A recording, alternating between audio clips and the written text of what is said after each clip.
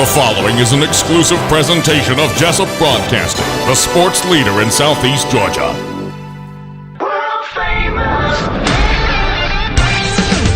The world famous Butch and Bob Show.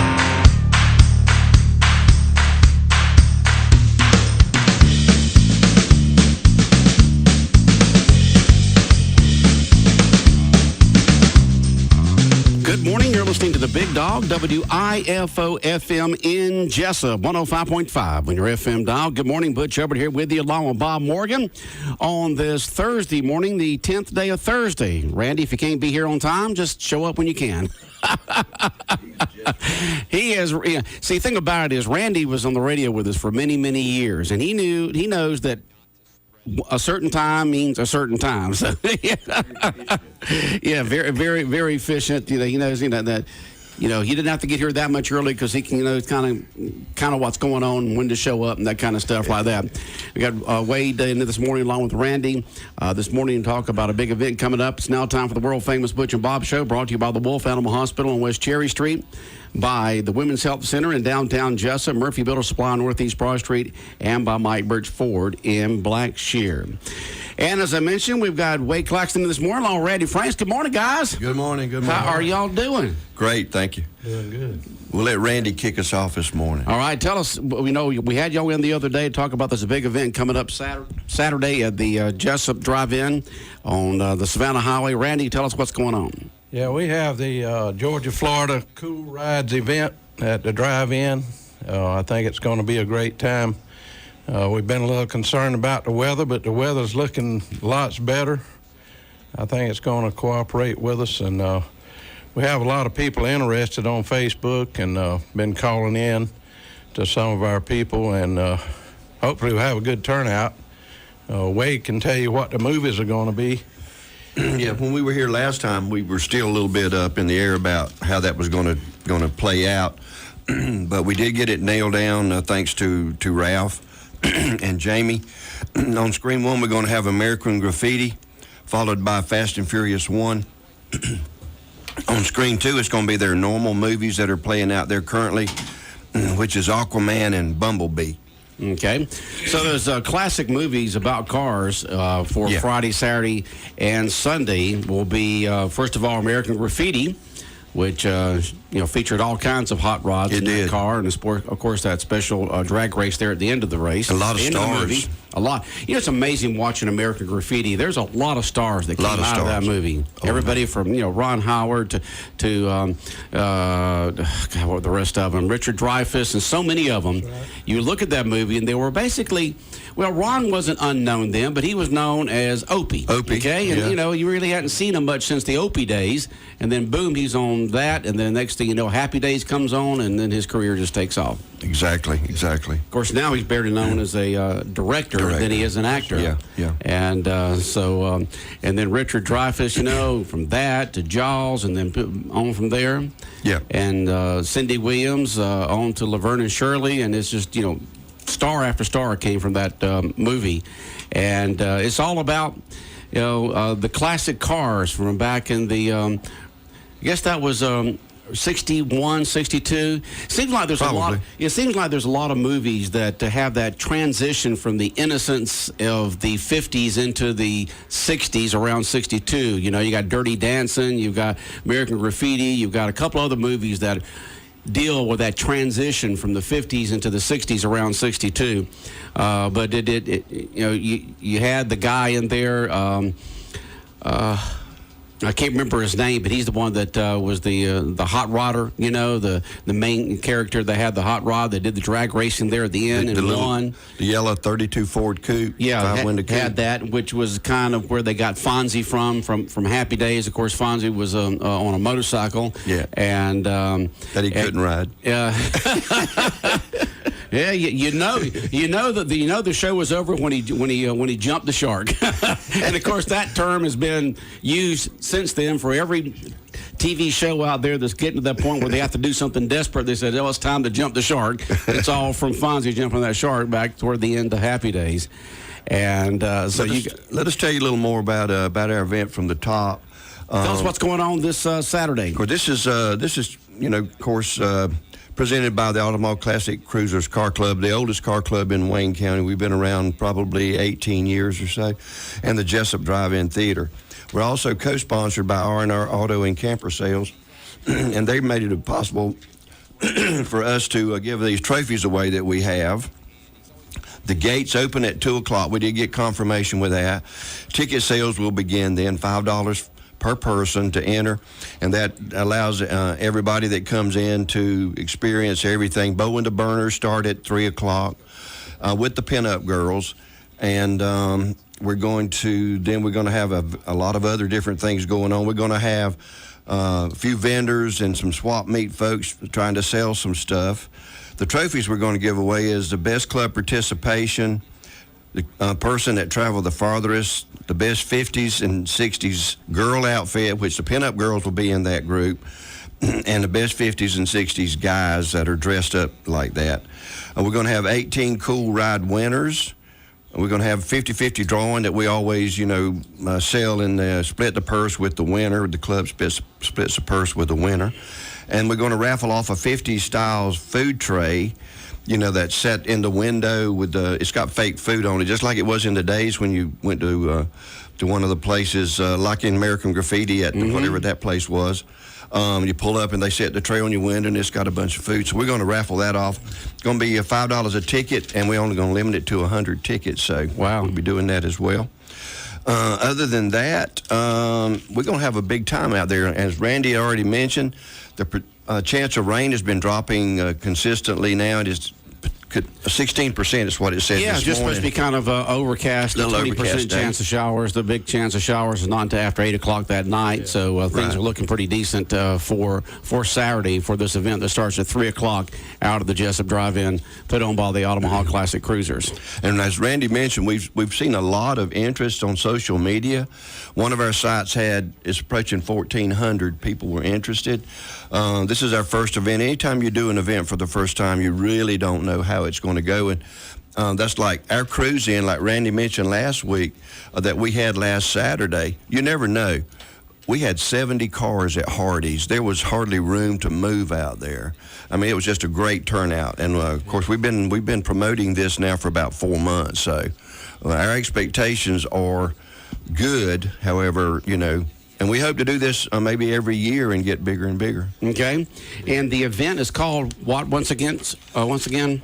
Cool Rides. Cool. That's the name of the event. This Saturday. is the South Georgia, North Florida Cool Rides event. Okay. Jessup Drive-In event. I always like to do this when we're talking about events and so forth because people hear bits and pieces of information from it.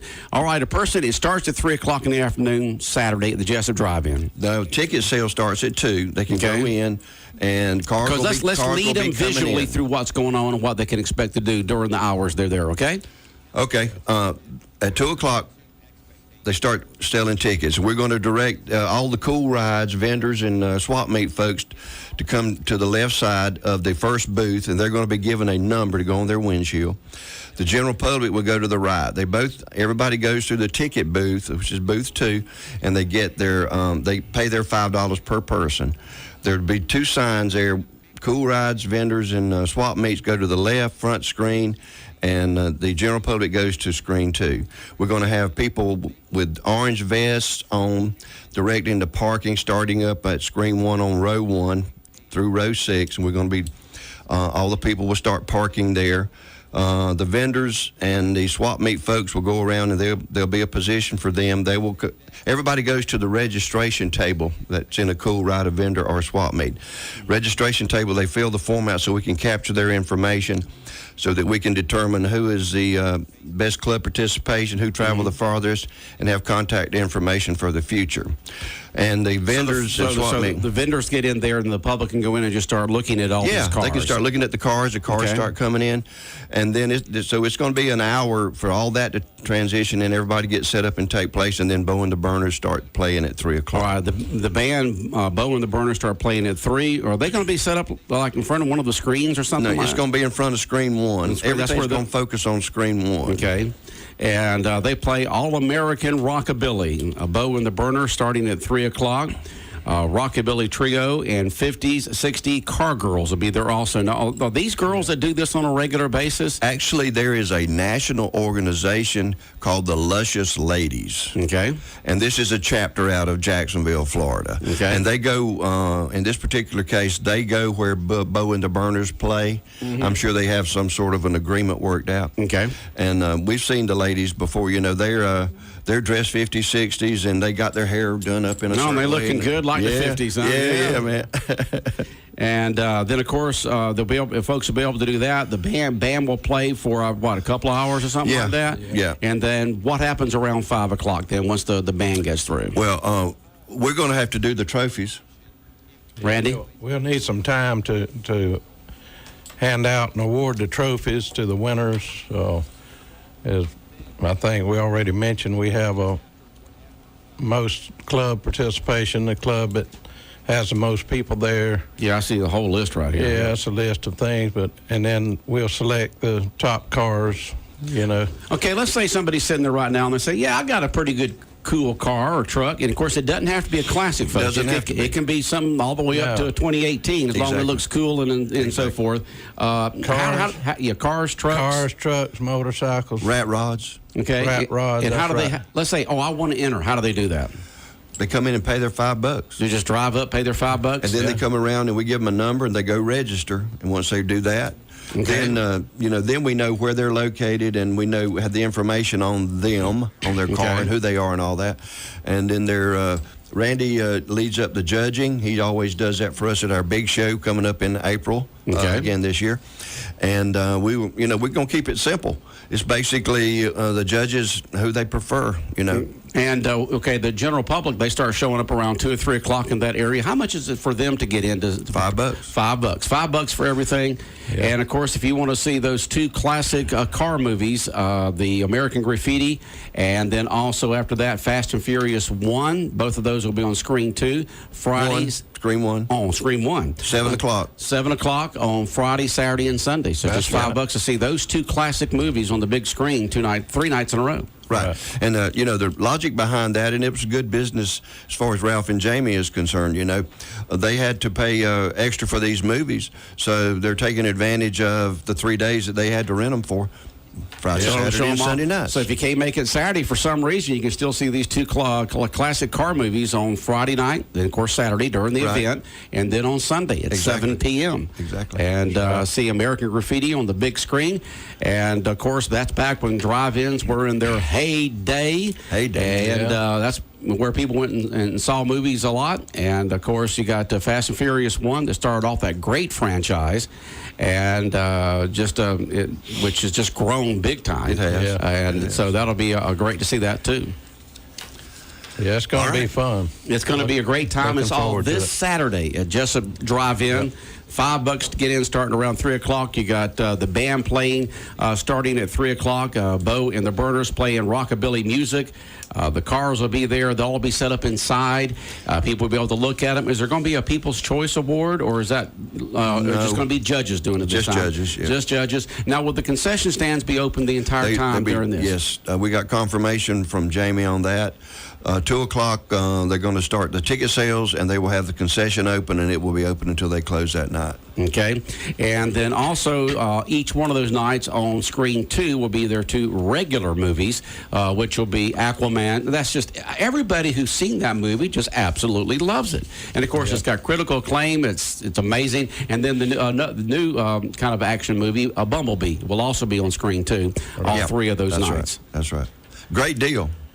Yeah, it is. Great deal. But a great event. Just a great event to have an event like this at a drive-in, which I think only 3 left in the state of Georgia. I think the last time that I talked to Ralph about it.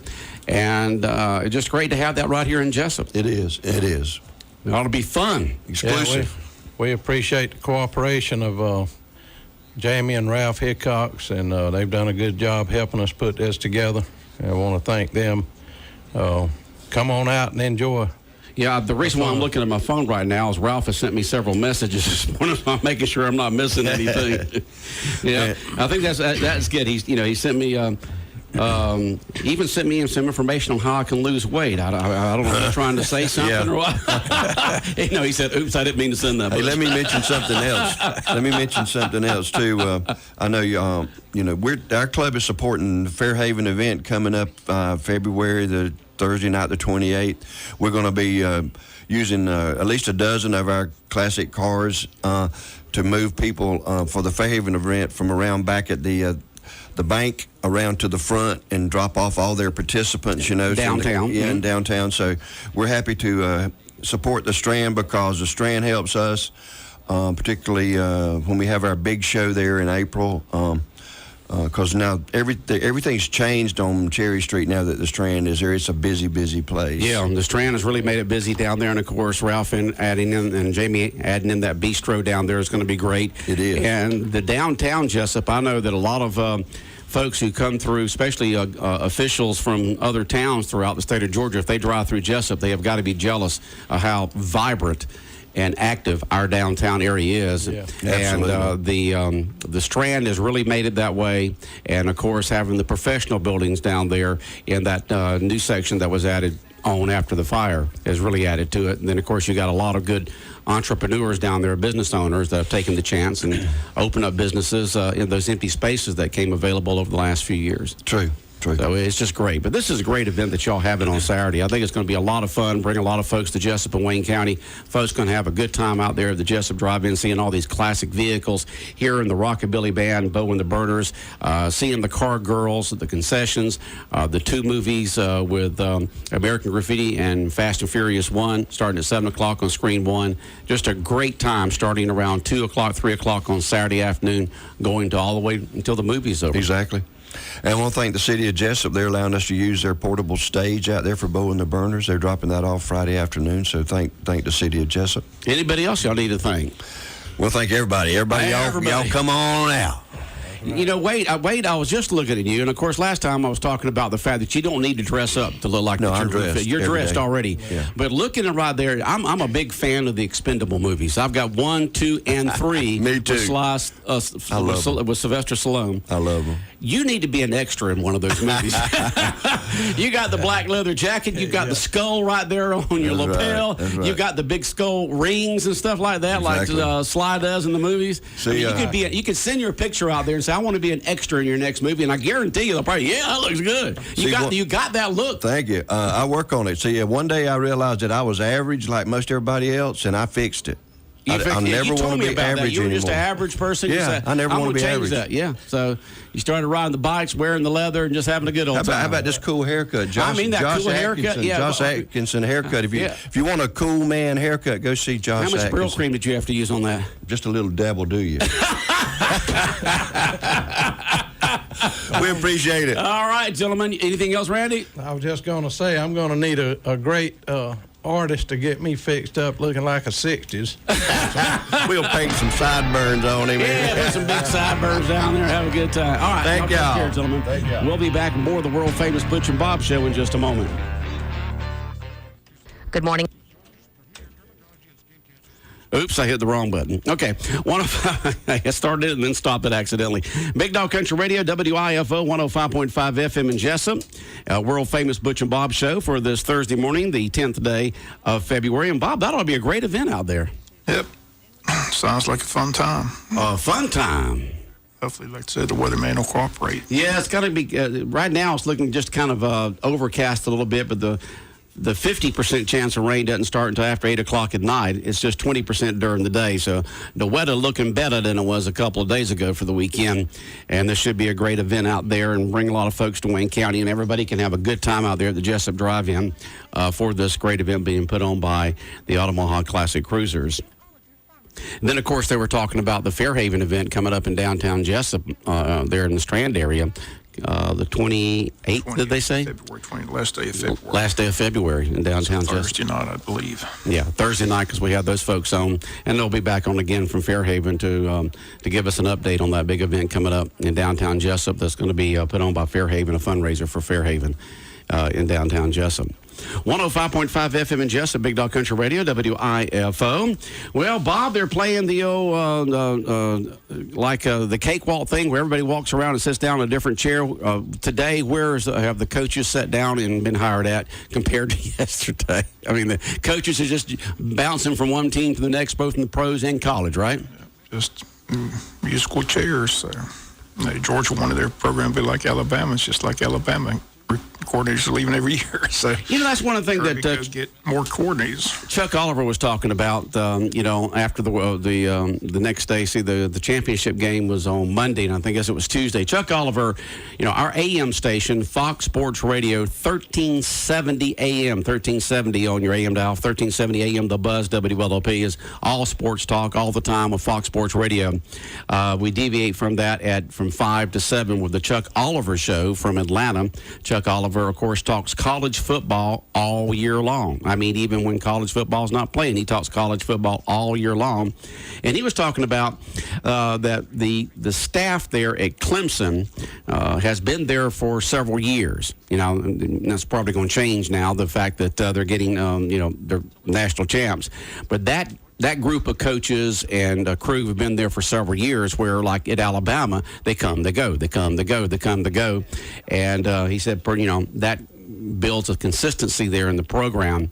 And that was one of the reasons why he thought that Clemson won, is because they've had that same core of coaches together for several years now. And it's helped bring that consistency to the program there at Clemson. Clemson won because they had Trevor Lawrence. And Trevor Lawrence. One player does not make a team. Did that. Doesn't make a team. I mean, every third down he converted. He was lights out. Yeah, and the receivers that called it. Just a great quarterback. But that's one of the reasons. He didn't say it was the only reason. He said that was one of the reasons, the fact that they've had that consistency there with coaching, where, of course, at Alabama, you've had, offensive, defensive coordinators come and go, and now we're starting to see that at Georgia. And of course, we'll see that at Clemson too. I say it all the time. About the X's and O's, about the Jimmies and the Joes. They had better Jimmies and Joes than Alabama. So you think that Clemson's got better Jimmy and Joes than Alabama, who usually has the number one ranked recruiting class every single year? Did you watch the game? That was a beatdown. That was a beatdown. That was just a whip. Now, we talked about that the other day. Georgia got kind of whipped up on the bowl game there down in New Orleans. Because sometimes the team shows up for a bowl game and some of them don't, but not for a national championship game. For a national championship game, you show up with your A game, and Clemson showed up with their A-plus game, and Alabama showed up with their C-minus game. I said Tua didn't play well. I saw yesterday where Jalen Hurts is going to the transfer rule, so he's got another year eligibility. It looks like he's going to leave Alabama. I said the rumor still is that he's going to land at TCU and be out there and be a horned frog. We'll see if that pans out, but that's the rumor in Texas, that Jalen Hurts is coming out to TCU to play quarterback there. So, but he's definitely leaving Alabama. What about Fields with Georgia? Has he got his? He's at Ohio State. Hasn't got his waiver yet, though. He's applied for the waiver. I can't believe they're going to give him a waiver over a comment made by a baseball player. That wouldn't make sense to me. Yeah, I hope it don't, but everybody says that they will. That the NCAA is not going to touch it with a 10-foot pole. Of course not. It's not PC to do that. Well, a baseball player makes a comment, and then suddenly you're going to give a guy a waiver. I mean, you could go off. Any player could go off and say, "Hey, Joe, I'll slip you 100 if you'll say some bad comments about me." He was threatened. He felt intimidated. Oh, yeah, right. That's what he's claiming. I mean, that's a bunch of garbage. Because one baseball player made a stupid comment and then apologized for it. It's just a sad statement, but that's where we are in society. You got young kids out there making comments without thinking. We all do that. We all make comments sometimes. Why did I say that? But especially when you're 18, 19, 20 years old. If you go by the NCAA rules, he should have to sit out an entire year because he's going to another Division I school. But he should, by their own rules. He's going to get this waiver on this technicality, which is anybody could do that now, Bob. You could have guys in the future, have a friend on the baseball team or soccer team or something like that and say, listen, I'll slip you a couple hundred if you'll say some bad comments about me. You can come back and apologize in 2 days, but at least that'll get me so I can waiver so I can go over another team. The kid was drunk. He made a mistake, and he paid a heavy price, lost a scholarship. And I said, this wasn't a bench player. This was the starter, best hitter on the team. So, I mean, it was just a stupid comment. I thought at the time they went way overboard. I mean, they thought they could have, suspended him for a couple of games or, I mean, they definitely got his attention. I said he felt remorseful, but, it's one of those That's a shame that a person can't say something these days and then say, "Yeah, I messed up," but you still get just because you expressed freedom of speech. You know, I mean, it was stupid speech, very stupid, but you can't come back and apologize for it and say, "Listen, I shouldn't have said that. I was under the influence of this, or just stupidity, or whatever the case may be, and I shouldn't have said it," and move forward from there. He didn't have a pattern or history of doing this. That's the thing about it, is what I'm saying. It was just an unfortunate incident for him. Like I said, he apologized, but apparently he loses a scholarship over some words. Have you heard the things that have been said on a practice field between football players? Have you ever been down there before and hear the comments made back and forth to each other? Most of the team could be thrown off. You know? I said,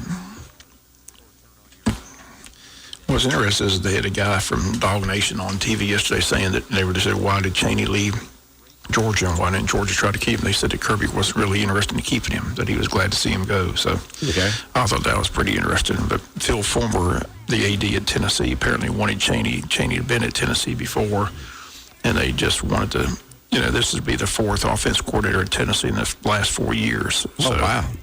So they talk about turnover. So feel sorry for their quarterbacks. I mean, that's a tough thing to do, to have a different offense coordinator every single year. Change didn't offense. Tennessee have like 4 head coaches in like 5 or 6 years or something like that? It wasn't that bad, but they went through a bunch. They went through a bunch there.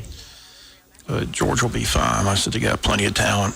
Kirby's got an idea who he wants to come as offensive defense coordinator, so they'll be fine. So they're up there. I said, the question is, can they get over the hump? And I said, they played for a national championship, had a chance to play for a championship this year. Both times they lost to Alabama. Like I said, a stat that sticks in everybody's craws, they led for 118 out of 120 minutes in both games, and they lost both games. So. But they're there. It's just a matter of, can they put it all together and get over the hump? But like I said, now they don't have the Justin Fields, looking over Jake Fromm's shoulder the whole time. He's gone, so it's Jake Fromm's show, and they should be fine. A lot of defense players coming back, a lot of talent. Defensively, offensive line is still one of the best in the country. Well, so you got to have that big O-line.